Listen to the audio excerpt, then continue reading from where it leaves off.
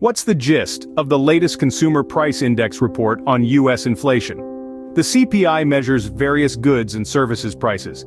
It's a key economic indicator, tracking price increases, and thus, inflation. Directly affects the value of the dollar, in essence, the purchasing power of your money. Now, onto the latest CPI report. U.S. inflation continues to rise for the third consecutive month. March saw a 3.5% increase in prices from last year, driven by rising rent and gasoline costs. With food and energy items, core prices also rose. Despite expectations, inflation is set to stay above the Federal Reserve's 2% target. So what does this all mean? The unanticipated rise in March rattled investors, hinting at potential delays in key rate cuts. Federal Reserve may now postpone these cuts. Consequently, stock prices dropped, affecting the S&P 500 and Dow Jones. Now, inflation is a crucial issue for President Joe Biden, who emphasizes the need to lower costs despite a decrease in peak inflation.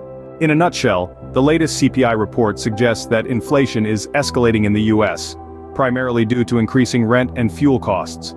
This has implications for several economic facets, including interest rates, stock market figures, and even political events.